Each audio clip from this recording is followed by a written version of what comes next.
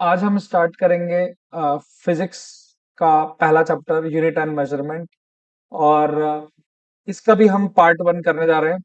और आज हम देखेंगे फिजिकल क्वांटिटी भौतिक राशियों के बारे में, टाइप्स ऑफ फिजिकल क्वांटिटी भौतिक राशियों के प्रकार देख लेंगे। और अगर हमारे पास समय रहा तो हम क्या देख लेंगे, डायमेंशनल फॉर्मूला या बीमी सूत्र देख लेंगे। ठीक है, तो चलो हम स्टार्ट करते हैं। फिजिकल क्वांटिटी या भौतिक राशि, फिजिकल क्वांटिटी या जिसको हम बोलते हैं भौतिक राशि। ठीक है, तो क्या होता है फिजिकल क्वांटिटी या भौतिक राशियां? तो जिस चीज को हम मेजर कर सकते हैं किसी फिजिकल इंस्ट्रूमेंट से, मेजरेबल इंस्ट्रूमेंट से, उसको हम क्या बोलते हैं, भौतिक राशियां बोलते हैं। ठीक है, मतलब जिसको मेजर किया जा सकता है ना, मेजर किया जा सकता है मतलब जिसको मापा जा सकता है, मापा, मेजर किया जा सकता है या मापा जा सकता है। ठीक है, और ये कैसे करना है, हमको किसी फिजिकल इंस्ट्रूमेंट से मापना है। ऐसा नहीं कि किसी का लंबाई को देख के बोल दिया ये तो इतना लंबा है, या यहाँ से दूरी हमको चेक करना है तो दूरी बोल दिया इतना दूर है। ठीक है, हमको कोई डिवाइस, कोई उपकरण, कोई डिवाइस या कोई इंस्ट्रूमेंट से नापना है। तो जिस चीज को हम मेजर कर सकते हैं उसको हम बोलते हैं फिजिकल क्वांटिटी। ठीक है, क्वांटिटी या भौतिक राशि, भौतिक राशियां। जैसे बहुत सारे एग्जांपल हैं। जैसे समझ लो, अगर मैं बोलूं अगर मैं बोलूं लंबाई एक भौतिक राशि है, तो हाँ बिल्कुल लंबाई को हम माप सकते हैं। ठीक है, स्केल से नाप सकते हैं, टेप से नाप सकते हैं। तो लंबाई एक भौतिक राशि है, फिजिकल क्वांटिटी है। वैसे ही द्रव्यमान, द्रव्यमान मतलब होता है मास। ठीक है, लंबाई लेंथ, तो लेंथ एक फिजिकल क्वांटिटी है, द्रव्यमान मास एक फिजिकल क्वांटिटी है। हम द्रव्यमान को भी माप सकते हैं। तो जिस चीज को हम माप सकते हैं, बहुत ही आसान है, उसको हम बोलेंगे फिजिकल क्वांटिटी।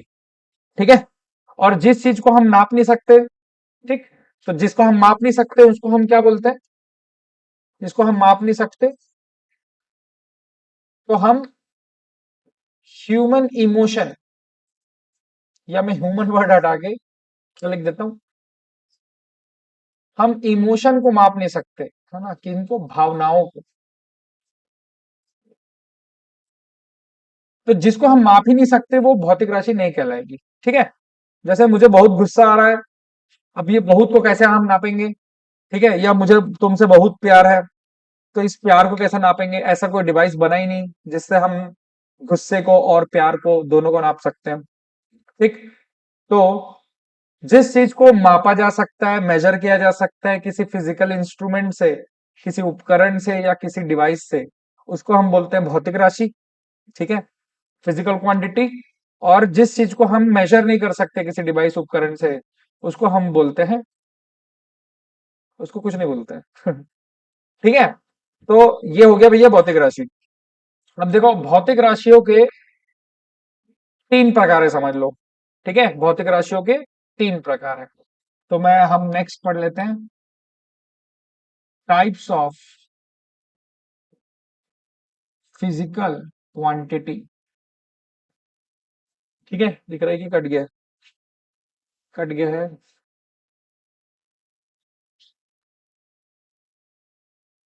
टाइप्स ऑफ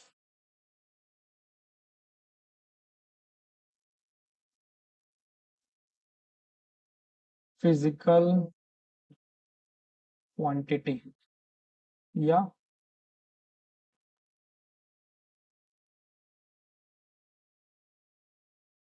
भौतिक राशियों के प्रकार। अब देखो ये प्रकार जो है, ये दो टाइप से प्रकार आएगा। ठीक है, आज मैं एक प्रकार बताऊंगा जिसमें हम मुख्यतः तीन टाइप के प्रकार देखने वाले हैं। ठीक है, मुख्यतः तीन देखने वाले हैं। सबसे पहला होता है जिसको हम बोलेंगे फंडामेंटल फिजिकल क्वांटिटी, ऐसा शॉर्ट में लिख दूं, हिंदी में कहेंगे मूलभूत, मूलभूत भौतिक राशि। ठीक है, फंडामेंटल फिजिकल क्वांटिटी या मूलभूत फिजिकल क्वांटिटी या मूलभूत भौतिक राशियां। दूसरा होता है डिराइव्ड,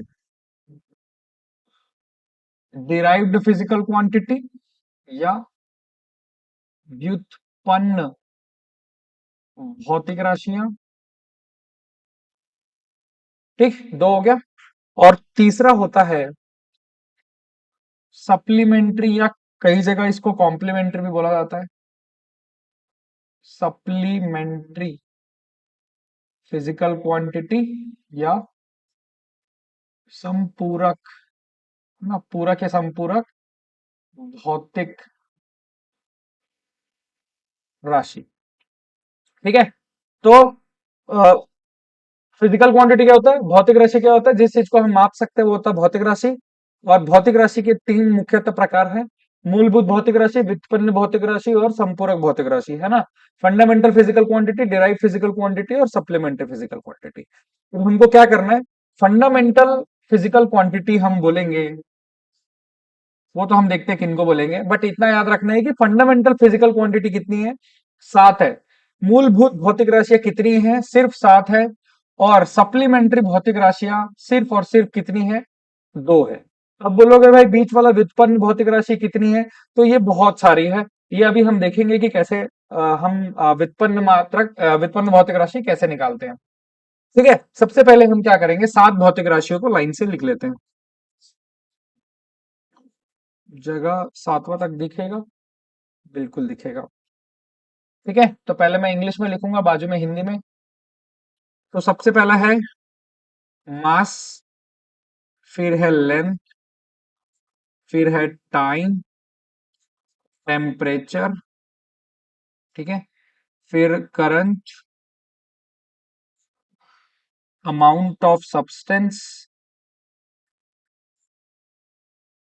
अमाउंट ऑफ सब्सटेंस, और फिर होता है ल्यूमिनस, ल्यूमिनस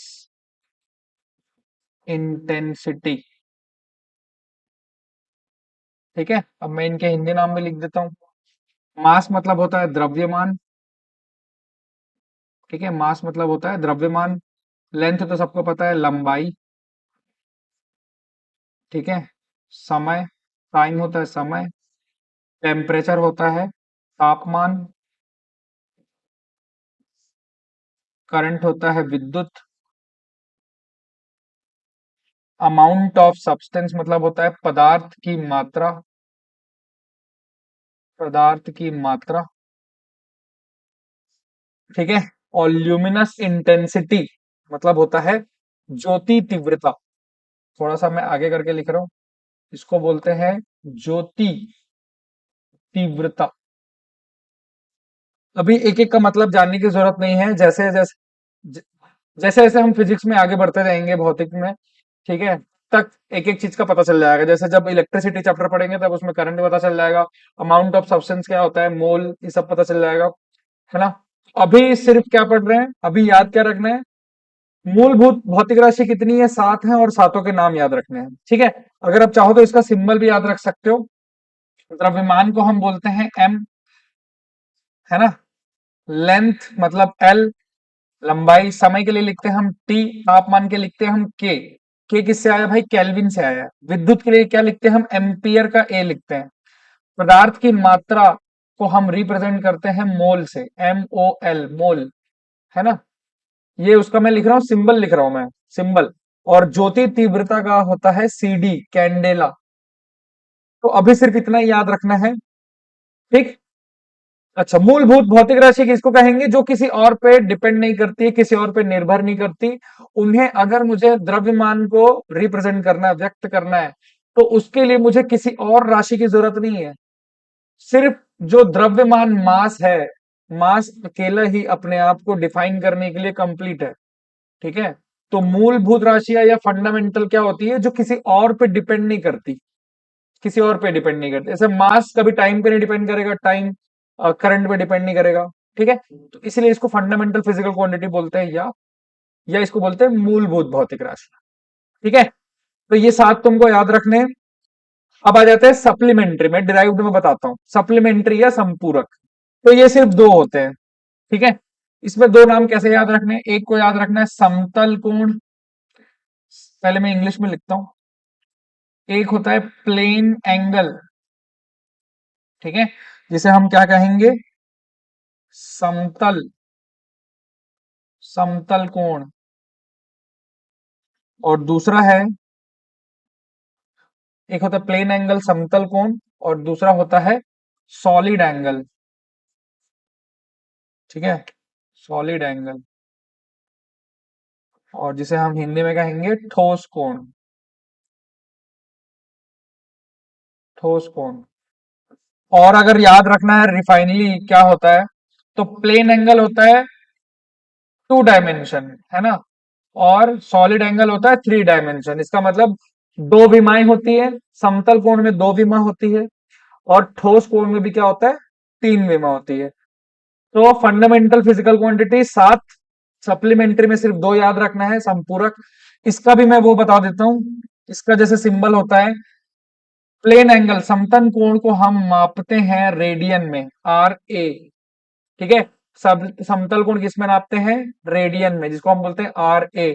और सॉलिड एंगल, है ना, सॉलिड एंगल को हम मापते हैं स्टेरेडियन में। ठीक, स्टेरेडियन रेडियन ऐसा याद रखना।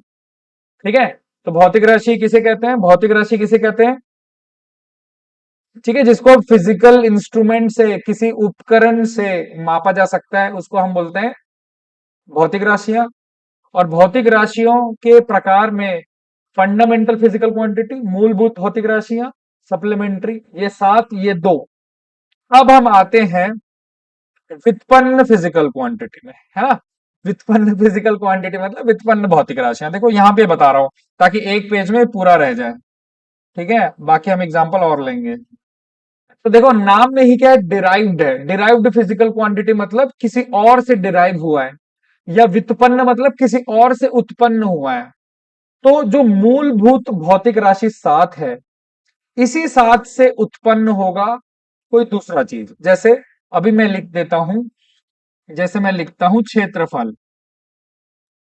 ठीक है, क्षेत्रफल का फॉर्मूला क्या होता है, लंबाई गुणित चौड़ाई होता है। ठीक है, क्षेत्रफल क्या होता है, एरिया होता है लेंथ इंटू ब्रेड्थ। ठीक, अब अगर मैं बोलूं कि क्षेत्रफल, अगर मैं पूछूं कि क्षेत्रफल या एरिया डिराइव्ड फिजिकल क्वांटिटी है ना, व्युत्पन्न भौतिक राशि है, ऐसा पूछूं कि ये मूलभूत है क्या, ये मूलभूत है क्या, फंडामेंटल क्वांटिटी में आ रहा है क्या। अगर मैंने यहाँ पे 7 जो लिखे हैं, इस 7 वाले नंबर में क्षेत्रफल तो नहीं आ रहा है, इसका मतलब ये मूलभूत हो नहीं सकता। ठीक है, फिर मैंने यहां पर संपूरक भौतिक राशि या सप्लीमेंट्री एंगल लिखा है, इसमें प्लेन एंगल, सॉलिड एंगल, समतल कोण, ठोस कोण, लेकिन क्षेत्रफल तो ये भी नहीं दिख रहा है। इसका क्या मतलब है, मैं डिराइव्ड फिजिकल क्वांटिटी किसको बोलूंगा, ऐसे फिजिकल क्वांटिटी जो फंडामेंटल क्वांटिटी से मिलकर बने हैं, उसको मैं बोलूंगा डिराइव्ड फिजिकल क्वांटिटी।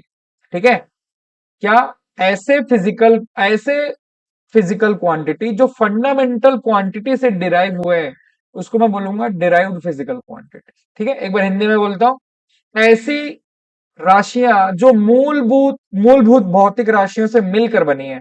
जैसे बताओ, क्षेत्रफल के अंदर लंबाई है, और लंबाई एक क्या है, लंबाई एक मूलभूत राशि है। ठीक है, तो क्षेत्रफल किससे मिलकर बना है, एक मूलभूत राशि से मिलकर बना है, तो क्षेत्रफल हो गया व्युत्पन्न भौतिक राशि। ठीक है, और भी एग्जांपल हम ले लेते हैं अगले पेज में। ठीक है, और भी एग्जांपल हम ले लेते हैं ताकि तुम्हारा कोई डाउट ना हो जाए।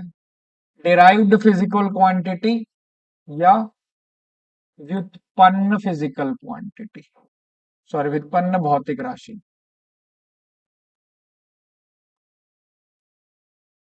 ठीक है, अब कुछ एग्जांपल और ले लेते हैं अच्छे अच्छे। जैसे एक होता है वॉल्यूम, वॉल्यूम मतलब होता है length into breadth into height, है ना। वॉल्यूम को हम कहते हैं आयतन, ठीक। लंबाई गुणित चौड़ाई गुणित ऊंचाई। अब अगर मुझसे कोई पूछे कि वॉल्यूम क्या है, आयतन क्या है, तो मैं क्या चेक करूंगा, क्या ये फंडामेंटल फिजिकल क्वांटिटी है, ठीक है, या मूलभूत राशि में आता है क्या? तो मूलभूत में तो सिर्फ सात होती है, सातों में तो नहीं दिख रही है। इसका मतलब ये फंडामेंटल फिजिकल क्वांटिटी नहीं है ना, मूलभूत राशि नहीं है आयतन। क्या ये सप्लीमेंट्री फिजिकल क्वांटिटी दिख रहा है? क्या ये संपूरक भौतिक राशि में दिख रहा है?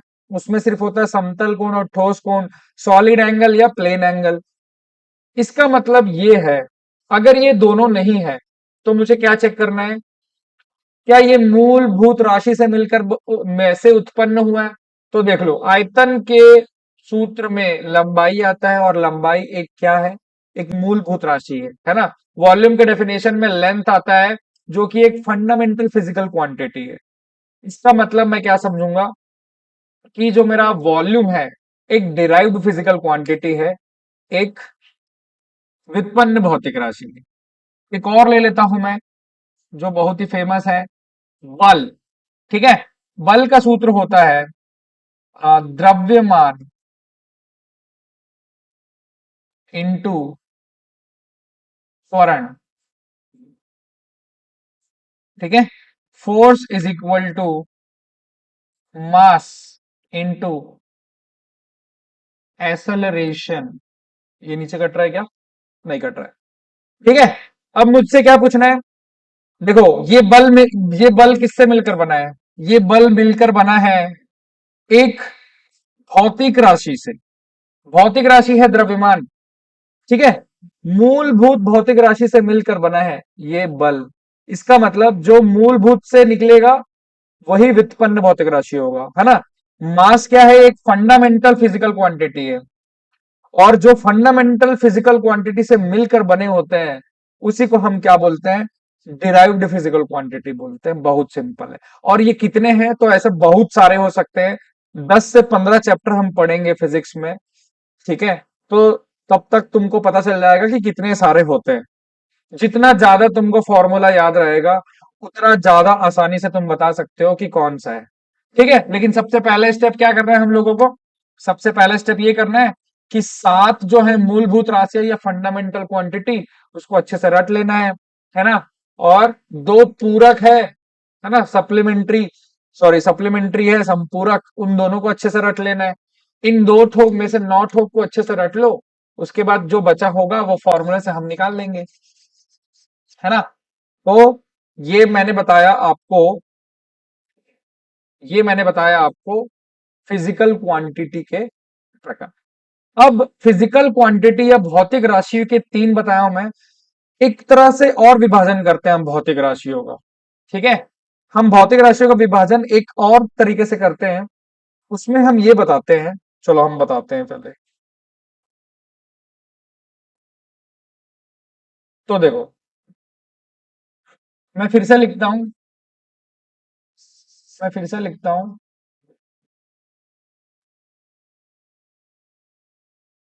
Types of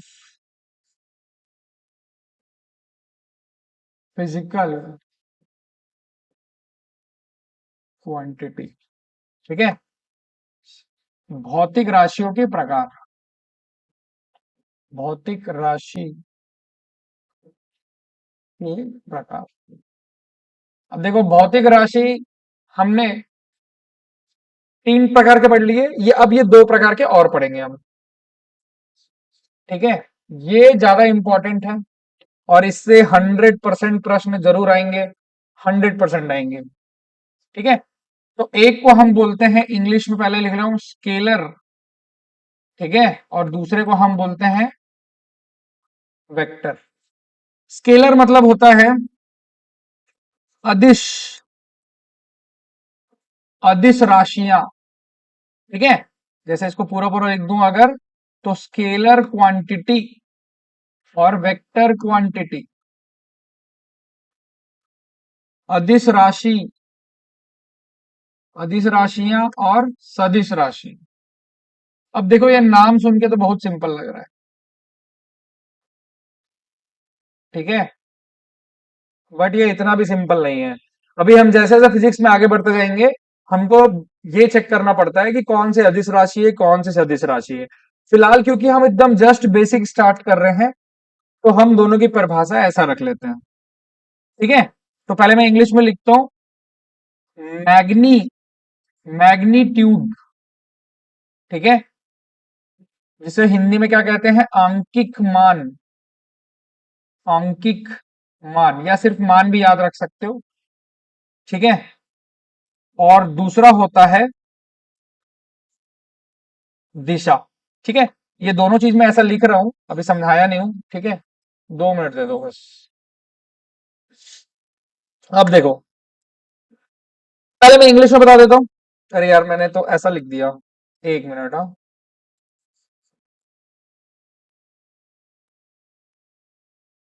मल्टीलैंग्वेज, sorry बाइलैंग्वेज। देखो,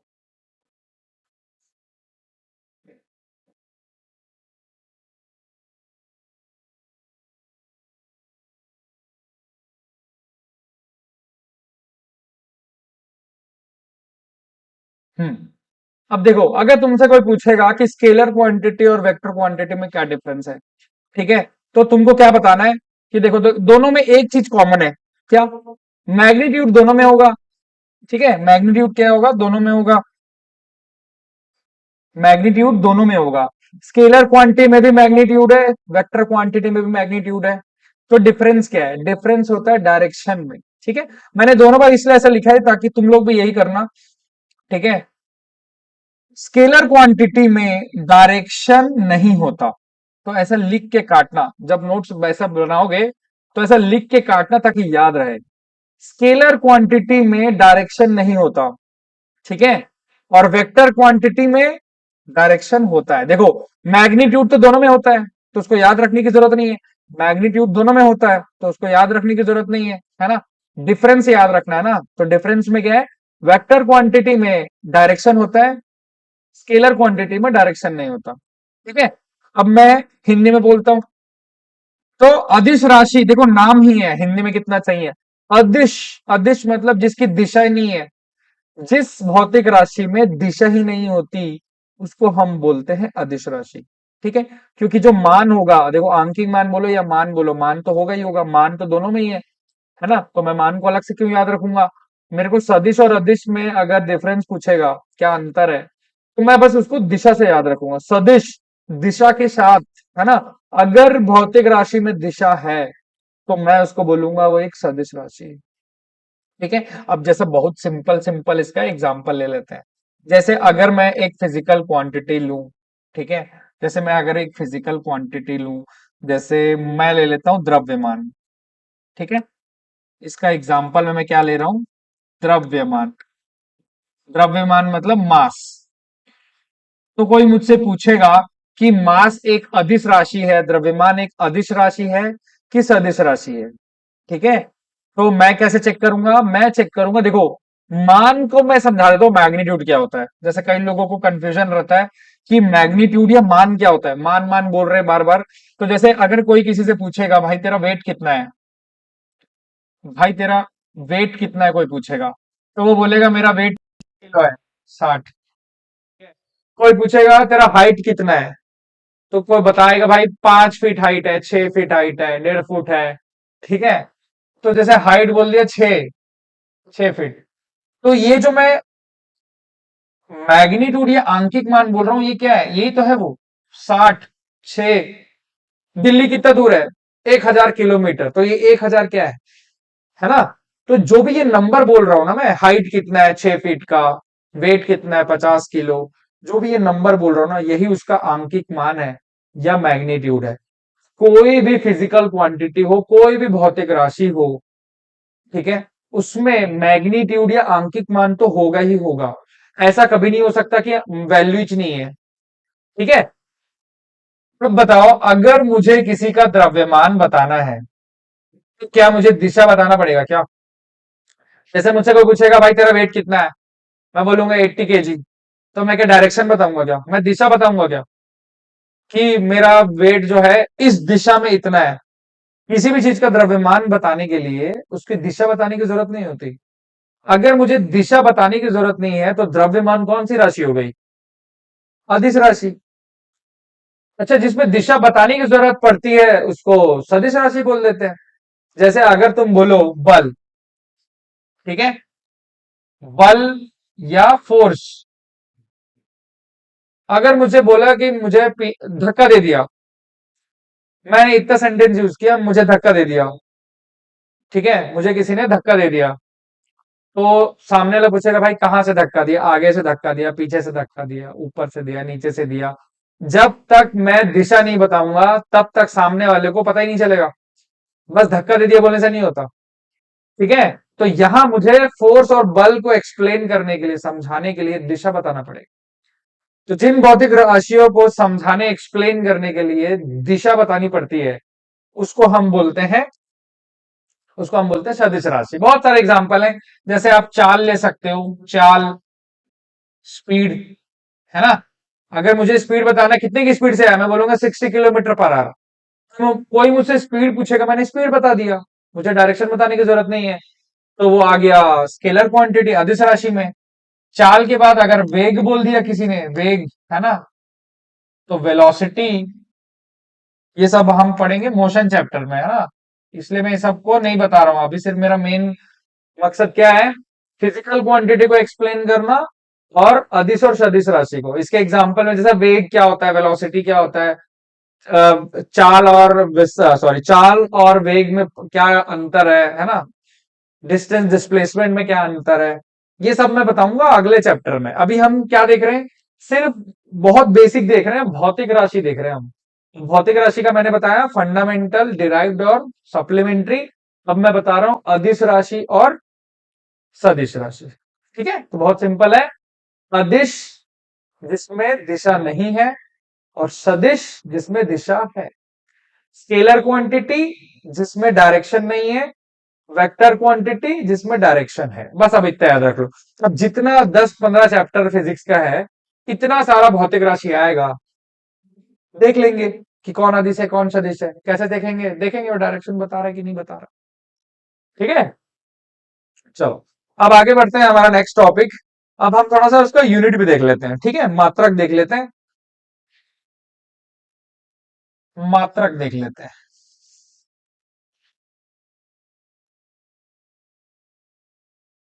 तो यूनिट सिस्टम, जिसको हम बोलते हैं मात्रक,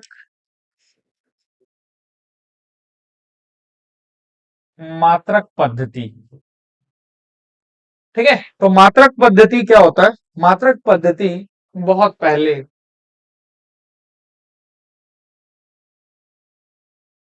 ठीक है, वैसे तो बहुत सारी पद्धतियां थी लेकिन पूरे विश्व में ये तीन पद्धति ही सबसे ज्यादा चलती है, ठीक है। तो शॉर्ट फॉर्म लिख रहा हूं, CGS, CGS, CGS सिस्टम बोलते हैं, MKS सिस्टम और FPS सिस्टम, ठीक है। C से होता है सेंटीमीटर, G से होता है ग्राम, S से होता है सेकंड, ठीक है।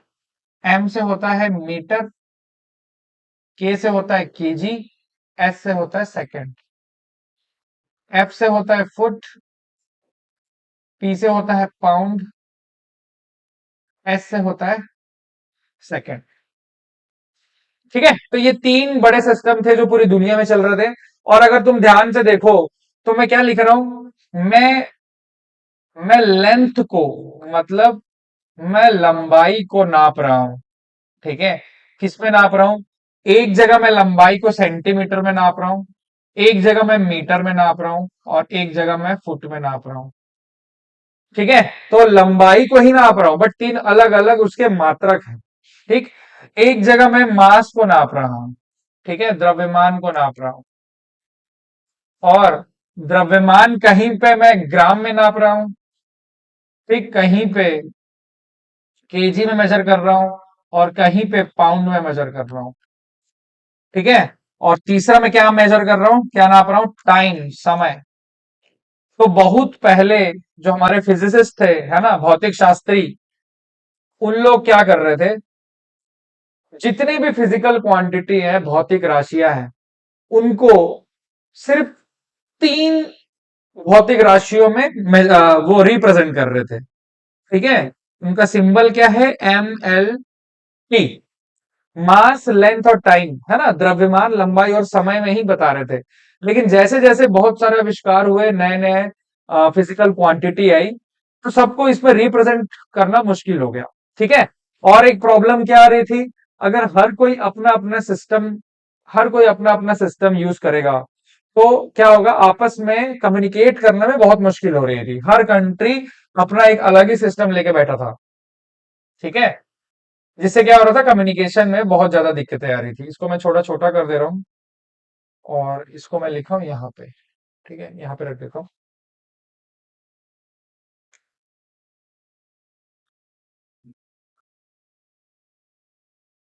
अब क्या हुआ, क्योंकि साइंस में हमको हर चीज को एक समान लेके चलना है। अगर अमेरिका में पेन गिरा है, एक नीचे जमीन पे गिर गया, ऊपर फेंका, अमेरिका में एक पेन नीचे गिर गया, ठीक है, तो अमेरिका वाला उसका रीजन क्या बोलेगा, ग्रेविटी है बोलेगा। अर्थ अपने ग्रेविटी से पेन को खींच ली। ठीक है, और यही पेन अगर इंडिया में भी गिरता है, तो यहाँ पे भी क्या बोलेगा, सेम बातें बोलेगा। तो हम साइंस में चीजों को कैसा रखते हैं, यूनिवर्सल रखते हैं, एक रखते हैं, ताकि क्या हो, रिसर्च अच्छे से हो पाए। तो हमने क्या कर दिया, इन तीनों को कंबाइन करके सिस्टम बनाया, और इस सिस्टम को बोला सिस्टम ऑफ इंटरनेशनल। ठीक है, system of international, full form लिख देता हूं, system of international, system of international, जिसको हम क्या बुलाएंगे, अब SI यूनिट बुलाएंगे। ठीक है, और उन्होंने ज्यादा दिमाग नहीं लगाया, क्या कर दिया, MKS को ही बोल दिया कि स्टैंडर्ड है हमारा। ठीक है, उन्होंने क्या कर दिया, MKS। ठीक है, MKS, जो भी सिस्टम था, MKS पद्धति थी, उसी को SI यूनिट मान लिया। ठीक है, तो कहीं पे SI यूनिट बोलेगा और MKS बोलेगा, ये दोनों एक ही बात है। MKS यूनिट ही क्या हुआ, SI यूनिट हो गया। ठीक है, MK यूनिट ही क्या हुआ, SI यूनिट हो गया। अब देखो, ये तो हो गया मात्रक पद्धति। ठीक है, अब SI यूनिट तो बहुत सारे हैं। जब तक हमें भौतिक राशियों के बारे में ही नहीं पता, कितनी भौतिक राशियां हैं, अगर 10 चैप्टर में हम 100 भौतिक राशियां पढ़ ली हैं, तो 100 भौतिक राशियों के 100 मात्रक होंगे, है ना। जैसे अभी हम क्या पढ़े, अभी हम 7 मूलभूत राशि या फंडामेंटल फिजिकल क्वांटिटी पढ़े, तो 7 मात्रक आएंगे उसके, है ना, 7 यूनिट, 7 क्वांटिटी, 7 यूनिट, है ना। दो पूरक था, मतलब 2 संपूरक था, तो 2 ठोक उसका मात्रक होगा। दो अगर सप्लीमेंट्री फिजिकल क्वांटिटी है, तो उसको मेजर करने के लिए 2 ठोक उसका यूनिट है ना। तो जितनी आएंगे फिजिकल क्वांटिटी, उतने ही क्या हो जाएंगे, उसके यूनिट हो जाएंगे। अब वो कैसे पता चलेगा, तो जैसे जैसे हम फिजिक्स में आगे बढ़ते जाएंगे, नए नए फिजिकल क्वांटिटी पता चलेगा, और नए नए फिजिकल क्वांटिटी पता चलेगा तो क्या होगा, नए नए फिजिकल क्वांटिटी पता चलने के बाद हम नए नए यूनिट भी मेजर वो करेंगे, उसके साथ पता करेंगे। ठीक है, तो ये हो गया तुम्हारा मात्रक। और हम अब आ जाते हैं आज के हमारे लास्ट टॉपिक पे। ठीक है, जो कि बहुत ज्यादा इंपॉर्टेंट है। ठीक है, जिसको हम क्या बोलते हैं, जिसको हम बोलते हैं विमीय सूत्र, जिसको हम क्या बोलते हैं, विमीय सूत्र, या बोलते हैं डायमेंशनल, डायमेंशनल फॉर्मूला। ठीक है, या क्या बोलते हैं उसको, विमीय सूत्र बोलते हैं, विमीय, विमीय,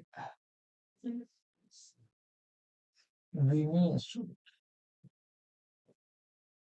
ठीक है, अब इसमें अच्छी बात क्या है, विमी सूत्र की अच्छी बात यह है कि आपको विमी सूत्र तभी बनेगा आपसे, डायमेंशनल फॉर्मूला तब बनेगा आपसे, ठीक है, जब आपको फॉर्मूला अच्छे से याद हो। अगर आपको सूत्र ही याद नहीं है, तो विमी सूत्र तो फिर भूल ही जाओ।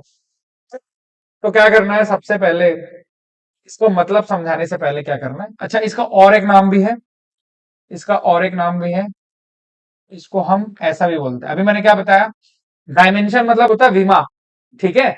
और एकदम जब शुरुआत हुई थी तो हमारे भौतिक शास्त्री लोग क्या किए थे, सिर्फ तीन चीज को ही मेजर करते थे। क्या?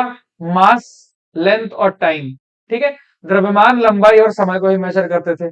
तो इसलिए हम दो टाइप के फॉर्मूला पढ़ते हैं, एक होता है नॉर्मल सूत्र, है ना। जैसे मैं बोल दिया क्षेत्रफल, तो तुम बोलोगे क्षेत्रफल का सूत्र क्या, लंबाई गुणित चौड़ाई बोल दोगे।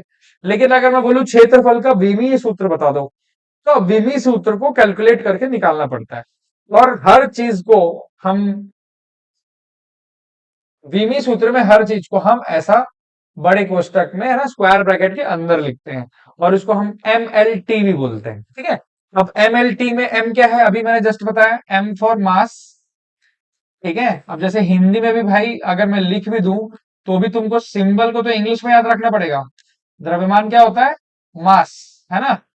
और एल लिखा हूं मतलब ये क्या होगा बताओ, लंबाई। लेकिन लंबाई का एल नहीं है, वो लेंथ का एल है, ठीक है ना। फिर तो टाइम और समय में सा लिख दोगे तुम, लंबाई तो समय, समय का क्या होता है, टी। और यही इसी के इंग्लिश वर्ड से आया एम एल टी, ठीक है। तो मैंने सबसे पहले क्या बताया तुमको, प्री रिक्विजिट, तुमको पहले से क्या आना चाहिए एमएलटी निकालने के लिए, तुमको पहले से आना चाहिए, सूत्र आने चाहिए। अगर सूत्र याद है, फॉर्मूला याद है, तो बन पाएगा डायमेंशनल फॉर्मूला, नहीं तो नहीं बनेगा, ठीक है। तो सबसे पहले क्या याद रखना है आपको, फॉर्मूला, फॉर्मूला याद होना चाहिए, है ना। उसके बाद हम बनाएंगे डायमेंशनल फॉर्मूला, डायमेंशनल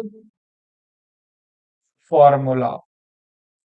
दोनों में अंतर होता है, फॉर्मूला अलग होता है और डायमेंशनल फॉर्मूला अलग होता है। फॉर्मूला याद है तो डायमेंशनल फॉर्मूला बनता है।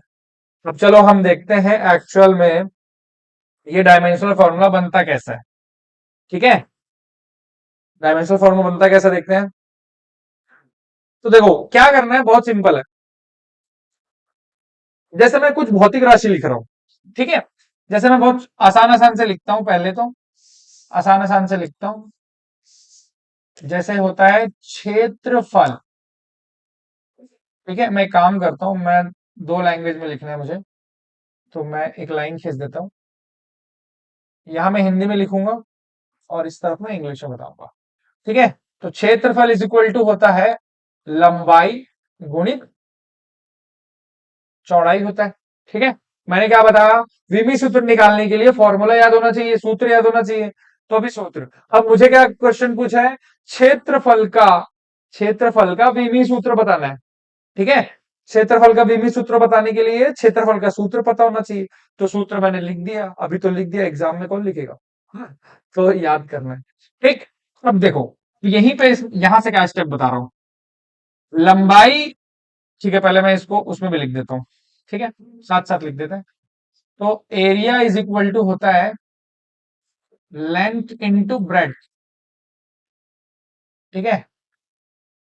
एरिया इज इक्वल टू होता है लेंथ इंटू ब्रेड। अब देखो, अब मेन चीज है, सब लोग इधर देखो, ठीक है।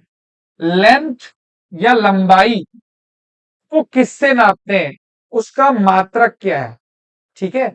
और मात्रक क्या है मतलब उसका सिंबल क्या है, उसका संकेत क्या है। तो लंबाई को हम लिखते हैं लेंथ, लेंथ मतलब एल।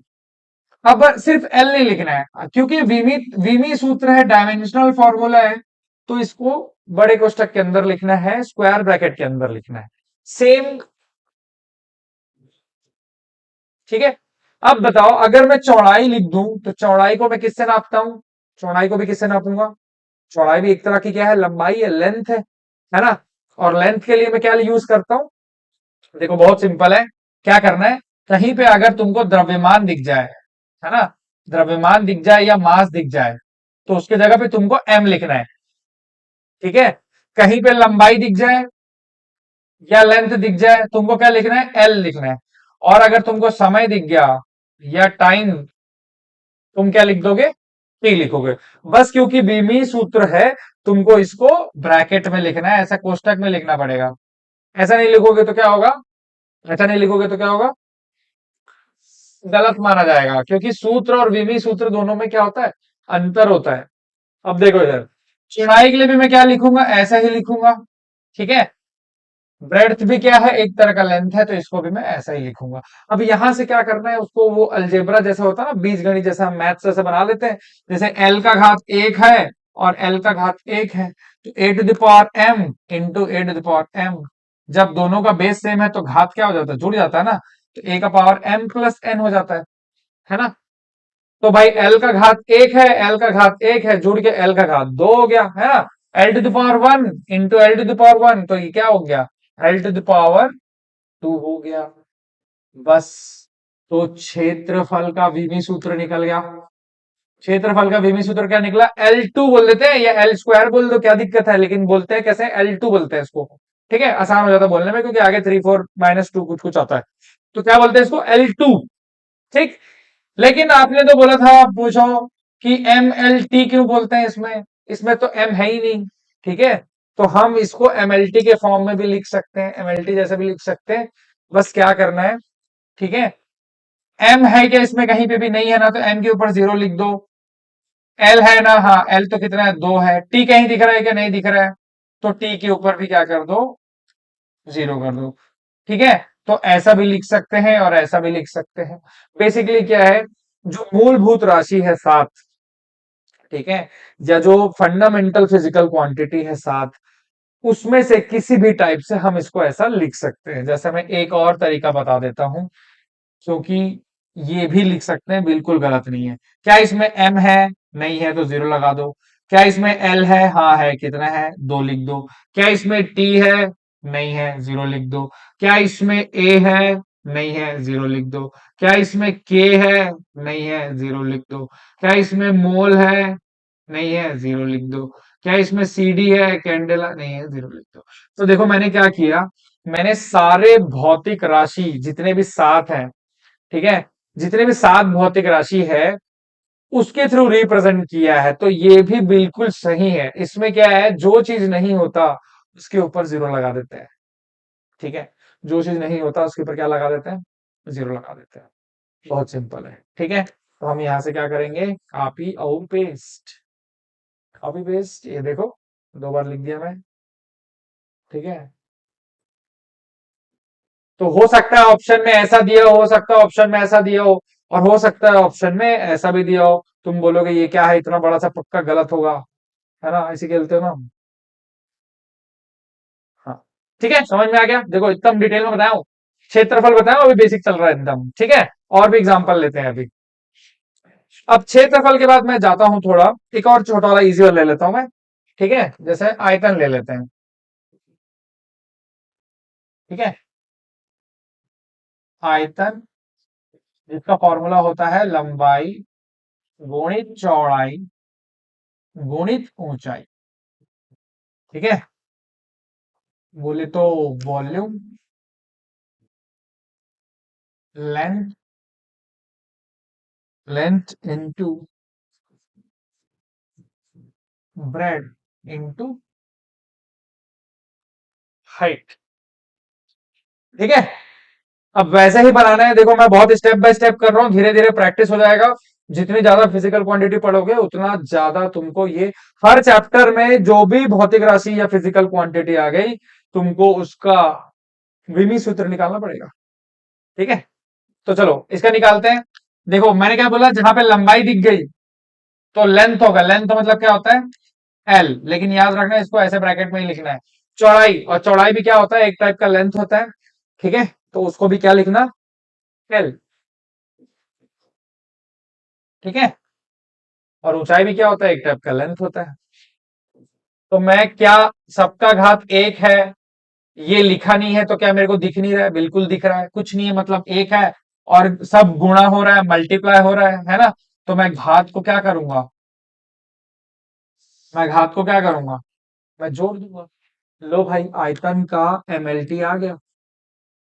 ठीक है, अब हर बार मैं उतना लंबा नहीं लिखूंगा, लेकिन तुम, ये एम है क्या, नहीं। एल कितना है, तीन। टी है क्या, नहीं। तो हर बार मैं ये दो तो नहीं लिखूंगा, लेकिन मैं बताने के लिए बता दे रहा हूं अभी। ठीक है, तुम इतना लिखोगे तो भी सही है। तो आयतन होता है L3। ठीक है, इंग्लिश में बताऊं क्या एक बार, ये लो फिर बता देता हूँ। ठीक है, ये देखो, लेंथ को लिखा, लेंथ को क्या लिखा, लेंथ को लिखा एल, ब्रेड को भी क्यों लिखूंगा एल, क्योंकि है तो वो लेंथ ही ना भाई। लेंथ मतलब किससे मेजर करोगे ब्रेड को, लेंथ से, मीटर से, और मीटर का होता है एल, है ना। हाइट को किससे मेजर करोगे, हाइट भी एक तरह का लेंथ है ना। तो भाई तीनों लेंथ है तो मैंने तीनों के नीचे एल एल एल एल लिख दिया। ठीक है बहुत आसान। ठीक है, इन लोग स्क्रीनशॉट ले रहे हो भाई, मैं साइड हो जाता हूँ, स्क्रीनशॉट लेते रहो बीच बीच में पॉज मार मार के। ठीक, चलो अब धीरे धीरे चलो एक और वैरायटी देखते हैं। ठीक है, जैसे अब जो वैरायटी देखते हैं हम, इसको हम बोलते हैं, ऐसा ले लेते हैं, मैं लिखता हूं चाल। चाल बराबर होता है दूरी बटा समय। ठीक है, और speed is equal to distance upon time. ठीक है, बहुत सिंपल है। चलो इसका विमी सूत्र बनाते हैं, जिनको लगता है बन जाएगा वो पॉज करो और बनाने लग जाओ।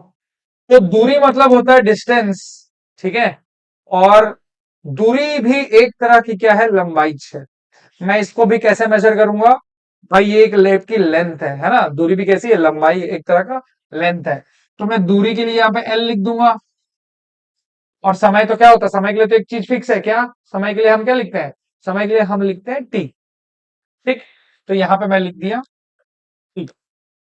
अब इसको अच्छे से देखना, ये वाला स्टेप, ठीक है, ये स्टेप अच्छे से देखना। अब देखो क्या करना रहता है, जब भी हम विभेद सूत्र निकालते हैं तो हमें जो क्या होता है, डिनोमिनेटर में कुछ नहीं रखना होता। डिनोमिनेटर मतलब हमें हर में कुछ नहीं रखना है, नीचे कुछ नहीं होना चाहिए। अंश बटा हर होता है ना, तो हर नहीं चाहिए हमको, सिर्फ अंश चाहिए। न्यूमरेटर डिनोमिनेटर होता है तो हमको डिनोमिनेटर नहीं चाहिए, है ना, हमको सिर्फ न्यूमरेटर चाहिए। तो मुझे क्या करना है, इस टी को ऊपर लेके जाना है। ठीक है, एल को नीचे नहीं लाना है, टी को ऊपर लेके जाना है। तो टी को ऊपर ले जाएंगे तो क्या हो जाएगा, देखो एल तो पहले से ही था ऐसे ही। ठीक है, टी के देखो टी कैसा होता है, अगर मैं ऐसा देखूंगा तो टी के ऊपर कुछ नहीं है तो कितना है, एक है। तो गणित में क्या करते हैं, जब इसको ऊपर लेके जाते हैं, जब इसको ऊपर लेके जाते हैं तो ये -1 हो जाता है। ठीक है, याद रखना, जब ये टी ऊपर जाएगा तो क्या हो जाएगा, -1 रखना। तो मैं क्या करूंगा, एल पहले से था, टी ऊपर आ गया, ऊपर आएगा नीचे से जब भी, तो उसके ऊपर लगाऊंगा -1। अच्छा मान लो इधर पहले से ही 2 होता, मान लो, तो ऊपर जाके -2 हो जाता, है ना। यहाँ पे 1 था तो -1 हो गया। तो चाल का क्या हुआ, चाल का विमी सूत्र क्या हुआ, एल टी -1। कैसे पढ़ते हैं इसको, एल टी -1, ऐसा मत बोलना है एल टी का घात -1 या एल टी का पावर -1, सीधा एल टी -1 बोल देना, समझ जाते हैं सबको। ठीक है, और तुमको सुनाना थोड़ा ना किसी को, एग्जाम निकालना है। ठीक, अब इसी को क्या करो, इंग्लिश में बताओ। तो भाई देखो डिस्टेंस एक तरह का क्या है, लेंथ है। ठीक है, तो लेंथ है तो मैंने उसके लिए एल लिख दिया, और टाइम के लिए मैंने क्या लिख दिया, टाइम के लिए मैंने क्या लिख दिया, टाइम के मैंने टी लिख दिया। टी ऊपर गया तो क्या हुआ, जब भी डिनोमिनेटर का पावर न्यूमरेटर में जाएगा तो साइन चेंज हो जाता है। ठीक है, ये हम मैथ्स में अच्छे से बताएंगे, फिलहाल इसको तुम लोग इतना ही याद रख लो। तो ये हो गया चाल का। ठीक है, अब देखो, अब एक क्वेश्चन और करते हैं, बाकी क्वेश्चन फिर और भी करते रहेंगे धीरे धीरे। ठीक है, एक क्वेश्चन और करते हैं। चलो एक क्वेश्चन अच्छे से बताता हूं मैं, बहुत इंपॉर्टेंट है ये, बल। ठीक है, बल क्या होता है, बल होता है हमारा द्रव्यमान गुणित त्वरण होता है। क्या होता है, बल क्या होता है, द्रव्यमान गुणित त्वरण होता है। ठीक है, पहले इसको यहाँ पे लिख लेते हैं, रुको।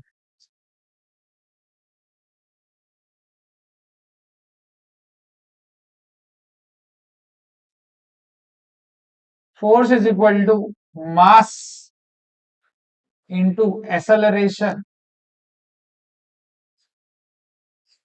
कट गया क्या, नहीं कट। तो देखो भाई अब इसमें क्या करना है, देखो अब यहां पर जैसे द्रव्यमान दिखा तो मैं द्रव्यमान के क्या यूज करता हूं, एम करता हूं। ठीक है। अब मुझे त्वरण का फॉर्मूला मालूम होना चाहिए। अगर तुमको त्वरण का सूत्र मालूम है तो आगे बनेगा, नहीं मालूम तो यहीं पे खत्म। ठीक। तो मुझे त्वरण का फॉर्मूला लिखना पड़ेगा। तो त्वरण होता है वेग में परिवर्तन की दर को कहते हैं त्वरण। मतलब इसका फॉर्मूला क्या हुआ, वेग बटा समय। ठीक है। लेकिन अभी तुमको क्या, वेग का भी एक फॉर्मूला होता है, देखो फॉर्मूले में तोड़ते रहना पड़ेगा। फॉर्मूले में क्या करना पड़ेगा, तोड़ते रहना पड़ेगा। वेग को मेरे को क्या लिखना है, वेग क्या होता है, वेग क्या होता है, विस्थापन बटा समय होता है वेग। ठीक है, ये फॉर्मूला मालूम होना चाहिए। वेग क्या होता है, विस्थापन बटा समय होता है। ठीक है। और ये वाला समय तो पहले से ही है, ये वाला फॉर्मूला तो कैसे है, पहले से ही है। ठीक। अब बन जाएगा। अब बताओ, विस्थापन मतलब एक तरह से देखा जाए तो वो एक लंबाई है ना। विस्थापन को कैसे नापेंगे, मैं यहां से वहां गया तो मैं तो लंबाई में नापूंगा। तो मैं विस्थापन के क्या लिखूंगा, एल लिखूंगा। यहां पर पहले से एक टी है और ये वाला भी एक टी है। ठीक है। अब अगर मैं ये दोनों, मैंने क्या बताया था, हर में कुछ नहीं होना चाहिए नीचे साइड पे, ये दोनों टी को ऊपर ले जाऊंगा तो ये एक टी ऊपर जाएगा, ये भी एक टी ऊपर जाएगा। तो ये टी कितना हो जाएगा, दो हो जाएगा। और क्योंकि दो माइनस क्यों लगाया मैंने, क्योंकि ये सब दोनों नीचे थे और नीचे से ऊपर ले गया मैं हमको। ठीक है। तो ये बन गया तुम्हारा बल का। ठीक है। अब देखो भाई इंग्लिश मीडियम। ठीक है। कैसे करना है, देखो बहुत सिंपल है। मास लिख लिए। एक्सेलरेशन का फॉर्मूला क्या होता है, change in velocity with respect to time होता है। ठीक है। तो change in velocity, velocity upon time होता है भैया तुम्हारा एक्सेलरेशन। लेकिन अगर तुम ध्यान से देखो तो वेलोसिटी का खुद का एक फॉर्मूला है। कौन सा फॉर्मूला है, डिस्प्लेसमेंट अपॉन टाइम। वेलोसिटी का खुद क्या फॉर्मूला क्या है, डिस्प्लेसमेंट अपॉन टाइम। लेकिन ये वाला टाइम भी तो है साथ में, तो ये एक और बार टाइम आ गया भाई। ठीक है। अब भाई सब पता चल गया तुमको, क्योंकि डिस्प्लेसमेंट का, और देखो कब तक करना है ऐसा। अगर किसी को कंफ्यूजन है कि भाई ऐसा कैसे पता चलेगा कि कहां तक करना है, देखो अगर डिस्प्लेसमेंट या विस्थापन का और फॉर्मूला होता है तो और लिख दो। टाइम का फॉर्मूला, जब तक तुम्हारे पास फॉर्मूला आता रहेगा तुमको लिखते रहना है। या ऐसा भी कर सकते थे, वेग का डायरेक्ट, अगर तुमको बीमा याद है क्या होता है, एल टी माइनस वन होता है। अगर तुमको ये याद है ना, वेलोसिटी का डायरेक्ट ही तुमको एमएलटी मालूम है तो डायरेक्ट लिख सकते थे। ठीक है। लेकिन अभी क्यों मालूम नहीं होगा, क्योंकि अभी निकालना सीख रहे हैं जस्ट। जैसे जैसे फिजिक्स में आगे बढ़ते जाएंगे सीख जाएंगे। तो देखो मास के लिए क्या वर्ड यूज करना, एम। डिस्प्लेसमेंट कैसा होता है, एक तरह का लेंथ है। और ये वाला टाइम को लिख दिया और नीचे एक और टाइम है। ठीक है। अब दोनों टी ऊपर चला गया, टी कितने बार है, दो बार है ना। और दो बार कहां पे है, नीचे है।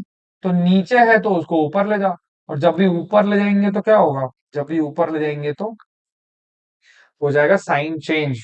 जब भी ऊपर ले जाएंगे, नीचे से ऊपर ले जाएंगे, साइन चेंज हो जाएगा, याद रखना। ऐसा कोई विमीय सूत्र या ऐसा कोई भी डायमेंशनल फॉर्मूला नहीं है जिसके डिनोमिनेटर में या हर में कुछ बच जाए। ठीक है। तुम लोगों को क्या करना पड़ेगा, ऊपर ही रखना पड़ेगा, है ना। क्या करना पड़ेगा, ऊपर भी। तो अभी हमने दो चार टूक निकाला है। ऐसे बहुत सारी फिजिकल क्वांटिटी है, बहुत सारी, मतलब जितना चैप्टर पढ़ते जाएंगे हम फिजिक्स में उतना ज्यादा। ठीक है। तुमको फॉर्मूला याद होगा। और एक बार फॉर्मूला याद है तो निकालने का तरीका तो बड़ा सिंपल है। ये देखो मैं समझा रहा हूं करके ऐसा लंबा लंबा जा रहा है, ये तुमसे झटाक से बन जाएगा। ठीक है। ये तुमको एकदम प्रैक्टिस जैसी हो जाएगा तुम्हारा। हर चैप्टर में हम विमी सूत्र निकालेंगे। हर चैप्टर में जब निकालेंगे तो तुमको अपने आप ये सबसे आसान लगेगा, शॉर्टकट हो जाएगा। ठीक है। अब मैं कुछ दे रहा हूँ, होमवर्क दे रहा हूं मैं। ठीक है। सिर्फ वीडियो देखने का से बात नहीं बनता, आगे पढ़ना भी पड़ता है घर पे, है ना। तो मैं कुछ दे रहा हूँ, गृह कार्य, ज्यादा ही दूंगा, टेंशन मत लो। लो, सबसे पहला कार्य, जिसको हम क्या बोलते हैं, वर्क।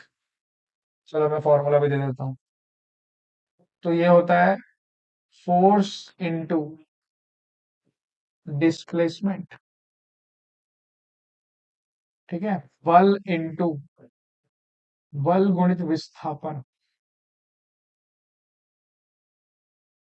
ठीक है, कार्य का तुमको क्या निकालना है, विमी सूत्र निकालना है। इसका फॉर्मूला होता है फोर्स इनटू डिस्प्लेसमेंट बल गुणित विस्थापन। दूसरा, ये अच्छा है, इसके लिए मैं कुछ नहीं बताऊंगा। G is equal to F D upon M1 into M2, M1 into M2। जहां पे अगर मैं एक एक बताऊं, F क्या है, F है बल, D क्या है, विस्थापन है। ठीक है, M1 और M2 दोनों क्या है, द्रव्यमान। ठीक है, एक बार इसको भी लिख देते भाई। F क्या है, फोर्स है, D क्या है, डिस्प्लेसमेंट है। ठीक है, और M1 M2 क्या है, मासेस है। और जी क्या है, जी है यूनिवर्सल ग्रेविटेशनल कांस्टेंट। जी क्या है, यूनिवर्सल ग्रेविटेशनल कांस्टेंट।